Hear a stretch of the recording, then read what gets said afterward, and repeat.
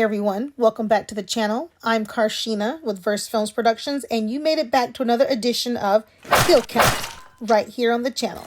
Stick around and let's count down. Welcome to 2016's The Belko Experiment with a runtime of 1 hour and 29 minutes and definitely rated R. Stars John Gallagher Jr., Tony Goldwyn, John C. McGinley, Michael Rooker, Sean Gunn, which is James Gunn's little brother who he casts in just about all of his films, Rusty Schwimmer, Melanie Diaz, Adria Arjona, David Dastmalchian, and so much more. In a twisted social experiment, 80 Americans are locked in their high-rise corporate office in Bogota, Colombia, and ordered by an unknown voice coming from the company's intercom system to participate in a deadly game of kill or be killed. The one thing you can say is it promises to be gritty, and it is. It is quite literally a bloodbath, watching people put under immense pressure, turning from reasonable individuals into crazed killers when pushed to extremes. An announcement of intercom gives them half an hour to kill any two of the employees.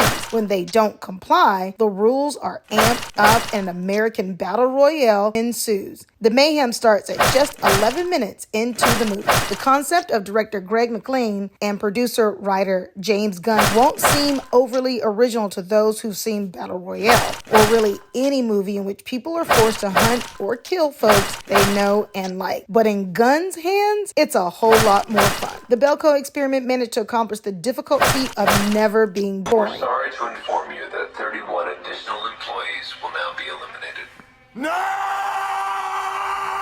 Not even for a minute. It takes almost no time getting going, and at any given moment, it is either action-packed or taking a break from action and descending into dark humor. A spattering of interesting side characters, a lot of them hilarious in either attitude or demeanor.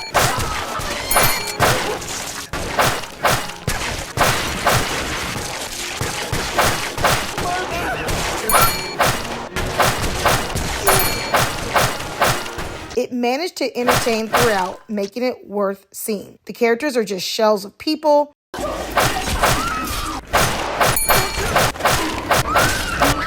The bad guys are caricatures of evil, which means the protagonists of good, whereas a movie like The Circle, watch my Screamtober video about this movie, tries to infuse some kind of basic examinations of social theme. For this movie, there is no higher level to the killings. The body count is extremely high, most of them on screen, and the blood and gore is plentiful and extremely well crafted. But it wisely isn't lingered on, and there's no off-putting, drawn-out torture scenes to speak of. The actors faithfully gave their all. You'll see a lot of familiar faces from other movies. The buildup was no nonsense, and once things are up and running, you go from gasp to gasp. The body count is 84, 79 being the people in the building plus 2 guards, 1 interviewer, 1 cameraman, and the loudspeaker voice. Then there were 12 random co-workers killed off screen, presumably by others. Mike Milch is the lone survivor of the experiment. Closing thoughts. The ending is kind of wonky because at the end of the film, Mike Milch kills the guards and experimenters by detonating the explosive chips that he planted on them. The very chips that were taken from the blown out skulls of his colleagues who died precisely because the chips had already detonated in their heads. It was even realized by Mike when he mentioned that they have been watching them for at least 1 year, and that Mike would have had some with him when he brought them into the hangar. In the closing scene, the camera pans back to reveal a wall of monitors displaying the CCTV footage of other Belko locations, where employees are being subjected to the same experiment.